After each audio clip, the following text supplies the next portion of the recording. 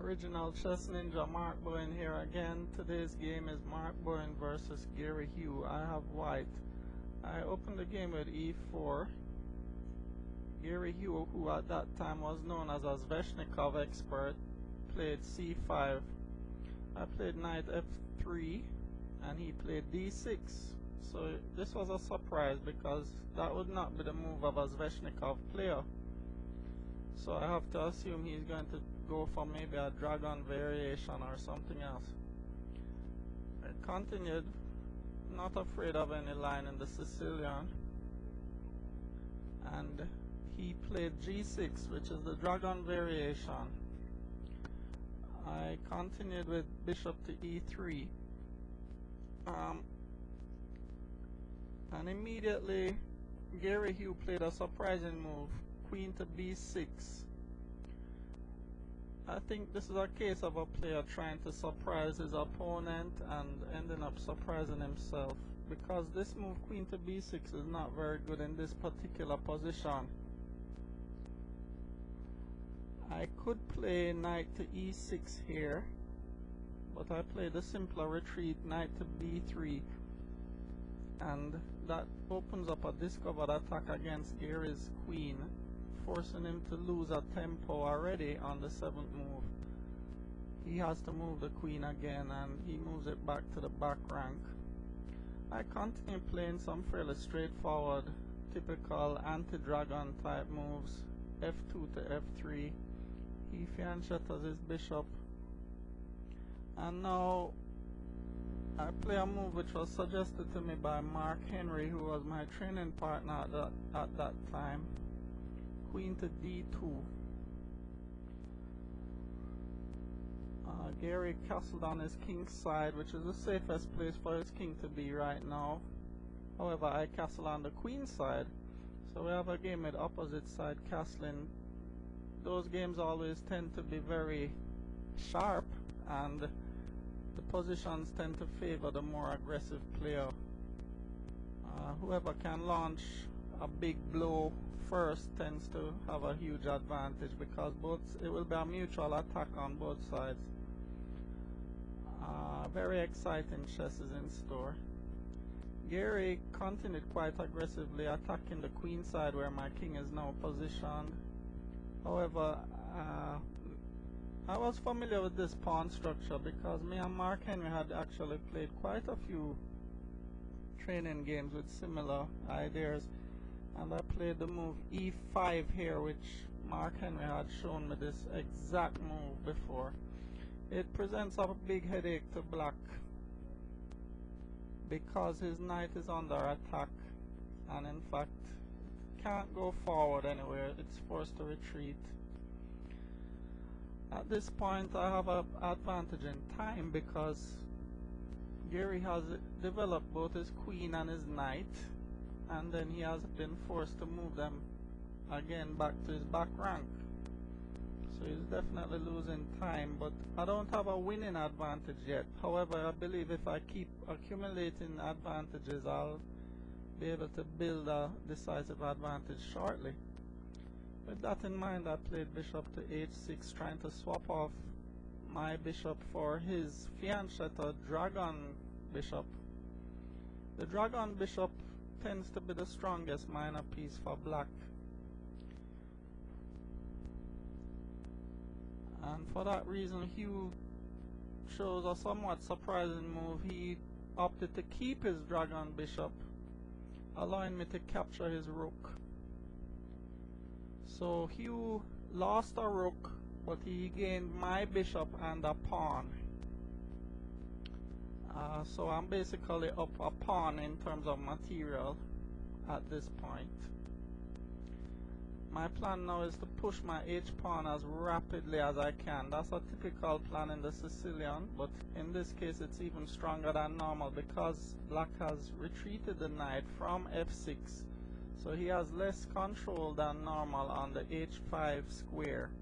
So my plan is to push to h5 and then create open lines on the king side with which I can attack rapidly. Hew was privy to that plan, and He played knight to g7, blocking my main idea of h5. I played f4 at this point, threatening his bishop on e5 and trying to disrupt the coordination of his pieces. Again, Hew preserves what is probably his strongest minor piece rather than swapping it off on c3, swapping off the knight. I continue to develop and also trying to push my pawn to h5 by bringing my bishop to e2. But Hew prevents that plan by playing his knight to h5. At this point I played knight to c5. I'm trying now to swap off this knight for again a bishop, which I consider more active than my knight.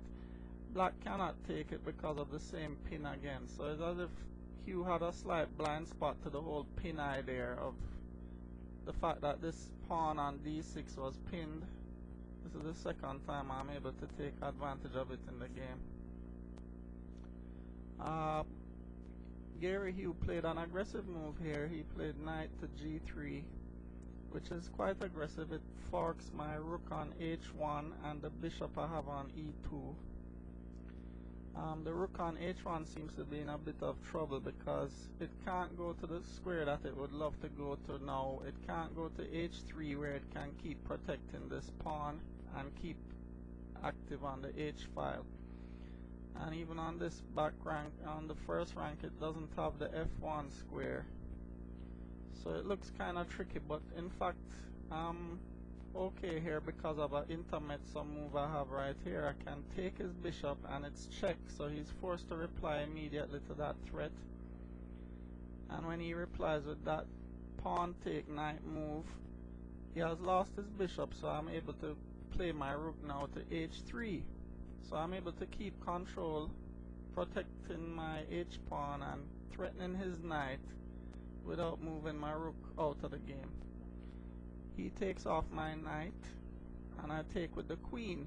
The queen take allows me to keep pressuring him because now the queen is threatening to capture the pawn on e6.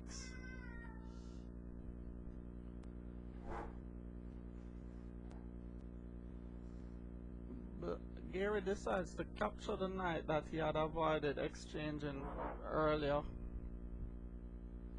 and I recapture the bishop with my rook.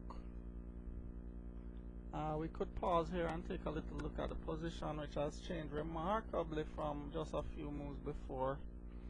Black is probably happy in that by exchanging all of these minor pieces, he's under less immediate threat of a checkmate. White is also happy because he's up slightly in material and his king is definitely safer, and he's threatening this pawn here, which black now has to defend.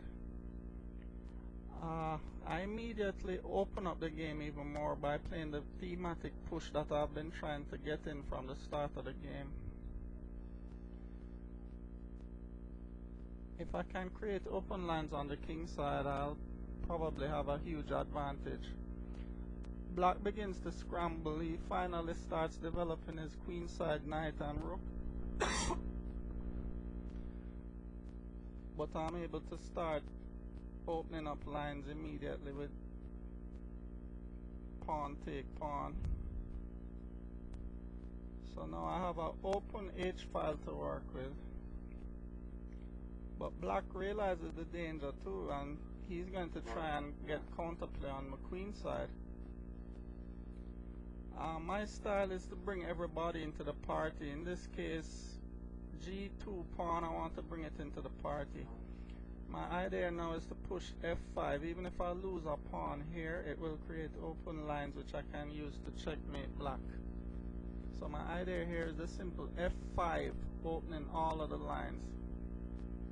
But black starts to counterattack immediately. He's threatening now knight to a2 check. So I'm forced to step over and get defensive. And he follows up with another very aggressive move, queen to a5. Forcing me to play a3. After knight to d5, black is threatening my rook on c3.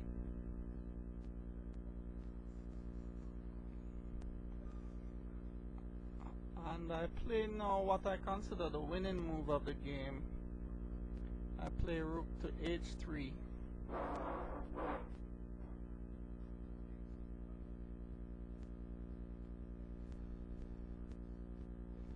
The natural move is what Hew plays here. He forks my rook and my queen. But unfortunately for him, rook to h7 is a very powerful move because it forces black to move his king, and there's really no good square for it to move to. If he moves to g8, I'd play queen to h2, and now I'm threatening both the king and his knight. In fact, his knight has to come back and block like that, and as take off his knight, even though he wins my rook, the fact that his king is now stripped of any protection allows me to win convincingly. His own pawns, although he's up material now, his own pawns prevent his king from escaping. And after that, I'll be able to win his queen, or better yet, win the game by attacking his king, forcing it to the back rank, checkmate.